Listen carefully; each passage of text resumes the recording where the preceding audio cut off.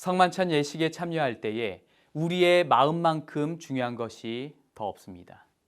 여러분은 어떤 마음으로 오늘 이 시간 앉아 계십니까?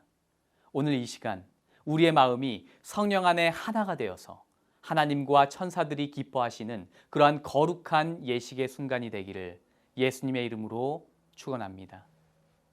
성만찬 예식은 구약 성경에 유월절 어린 양과 깊은 관계가 있습니다. 옛적 이스라엘 백성들이 애굽의 종살이에서 해방받기 전날 하나님께서는 모세를 통해 어린 양을 잡도록 하셨고 그 피를 문설주에 바르도록 명하셨습니다. 그리고 양고기를 서로 나누어 먹도록 하신 것이지요. 이를 통해 애굽에 내려온 죽음의 천사는 어린 양의 피, 그리스도의 피가 칠해진 집들마다 그냥 넘어가게 하시고 그리스도의 피가 찍혀 있지 않는 집마다 죽음의 눈물이 흐르도록 하신 것입니다. 그리고 그리스도께서 대속하시고 속죄하시는 표시가 없는 집, 그 집마다 장자의 생명이 없어지는 무서운 심판을 받게 된 것이지요. 그래서 그 뒤로 이스라엘은 이 구원의 경험을 떠올리며 이 유월절을 기념하였고 그 첫날에 만찬을 열고 어린 양의 고기를 나누어 먹은 것입니다. 그리고 훗날 마침내 이 땅에 오신 예수님께서는 십자가 죽음을 이루실 때 자신의 희생과 사랑을 기억하도록 믿음의 좋은 전통을 만들어 주셨는데 바로 그것이 오늘 하는 성만찬 예식입니다. 때가 이름에 예수께서 사도들과 함께 앉으사 이르시되 내가 고난을 받기 전에 너희와 함께 이 유월절 먹기를 원하고 원하였노라 하시고 또 떡을 가져 기도하시고 떼어 저들에게 주시며 가라사대 이것은 너희를 위하여 주는 내 몸이라 너희가 이를 행하여 나를 기념하라 하시고 저녁 먹은 후에 잔도 이와 같이 하여 가라사대 이 잔은 내 피로 세우는 새 언약이니. 성만찬 예식은 대단히 중요한 신학적인 개념이 하나 있는데 바로 그것이 언약에 대한 것입니다. 그리스도를 따르는 모든 성도님들은 이 언약에 대한 개념을 반드시 이해를 하셔야 합니다. 그리스도의 약속을 믿음으로 붙드는데 대단히 큰 도움이 될 뿐만 아니라 성경을 이해하는데 이 언약에 대한 개념이 가장 중요하기 때문에 그렇습니다.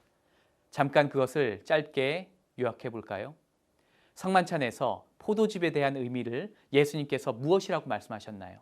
마태복음 26장과 마가복음 14장에서는 이것을 죄사함을 얻게 하려고 많은 사람을 위해 흘리는 나의 피, 곧 어떤 피라고요? 언약의 피라고 말씀하셨습니다.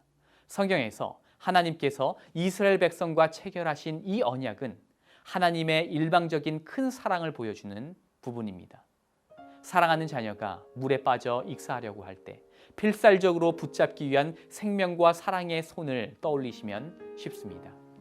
하나님께서는 죄로 인해 죽을 수밖에 없는 인류를 이스라엘 민족과의 언약을 통해 결국 온 인류에게 유일한 소망을 선물하신 이 사랑의 행위를 볼 수 있는 것입니다. 그럼에도 불구하고 이스라엘 민족은 어떻게 했습니까? 그 사랑의 율법과 언약을 이해하지 못했습니다. 결국 그 구원의 약속까지 파기하고 깨뜨림으로 하나님과의 친교가 또다시 단절되었고 죄의 결과로 형벌을 당할 수밖에 없는 처지가 된 것, 바로 그것이 구약 성경의 결론인 것입니다. 그러나 그리스도의 찢긴 몸을 상징하는 어린 양의 고기와 포도즙 잔을 가지고 이 깨어져 버린 언약을 넘어 다시 한번 새 언약을 주시는 사랑의 하나님을 우리는 발견하게 되는 것입니다. 다시 인류에게 생명의 손길을 허락하시는 그 놀라운 사랑에 감동하지 않으시겠습니까? 죄의 율법 아래 새로운 계약을 하시는 것이 아니라 그리스도의 사랑과 희생과 속죄의 경륜 속에서 인류에게 하나님의 영원한 관계와 생명을 회복할 그 기회를 다시금 선물하신 그 놀라운 사랑을 우리는 반드시 기억해야 하는 것입니다. 따라서 믿음으로 성령의 음성에 순종하는 자들에게는 결코 정죄함이란 없게 되었습니다.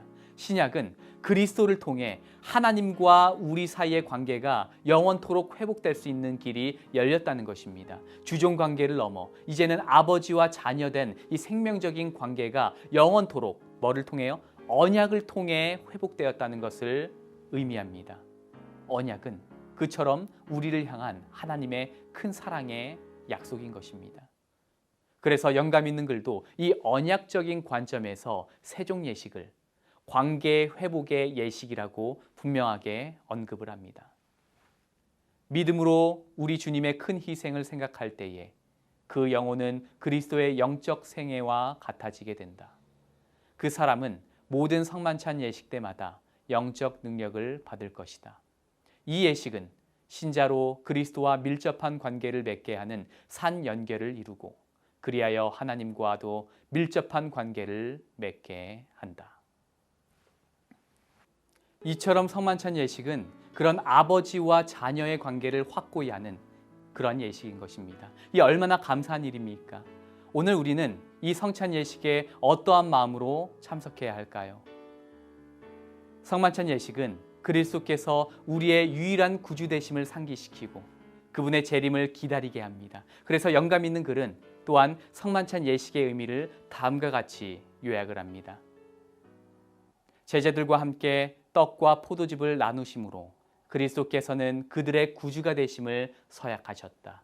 이 언약으로 금생과 내생을 위해 내려주실 수 있는 모든 축복은 그들의 것이 되었다. 이 언약의 행위는 그리스도의 피로 비준될 것이었다. 모든 떡덩이마다 갈바리의 십자가의 인이 찍혀 있다. 모든 샘물에도 십자가가 반사되어 있다. 그리스도께서는 이 모든 것이 당신의 큰 희생의 상징을 가리키는 것이라 가르치셨다. 성만찬은 특별한 하나님의 언약을 굳게 하는 예식입니다.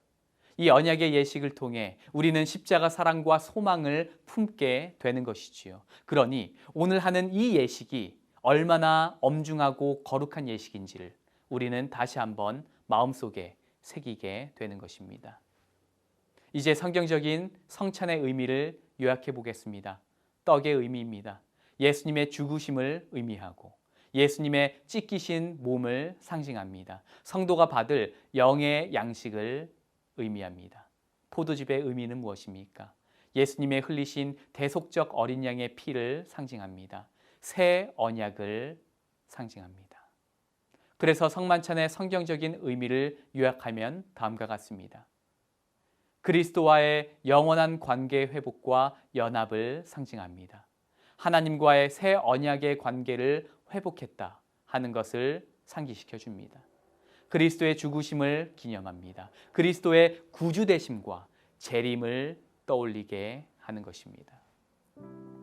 오늘 예식을 경건한 마음으로 참여하시면서 이 상징들을 묵상해야 하는 것이지요. 따라서 오늘 이 예식을 참여하며 반드시 우리 성도님들이 해야 할 중요한 한 가지가 있다면 무엇일까요? 바로 다음 성경절입니다. 사람이 자기를 살피고 그 후에야 이 떡을 먹고 이 잔을 마실지니. 그럼 어떻게 사람이 자기 자신을 살필 수 있을 것인가? 다음 성경절이 그 방법을 말해줍니다. 너희가 믿음에 있는가? 너희 자신을 시험하고 너희 자신을 확증하라. 예수 그리스도께서 너희 안에 계신 줄을 너희가 스스로 알지 못하느냐? 그렇지 않으면 너희가 버리운 자니라. 예수님과 완전한 연합과 관계 회복을 위한 예식이라는 것을 우리는 이제 알게 되었습니다. 우리는 반드시 성찬에 참여하며 자기 자신을 먼저 성찰해야 합니다. 아래 질문들을 예시로 우리 자신을 성찰하면 좋겠습니다.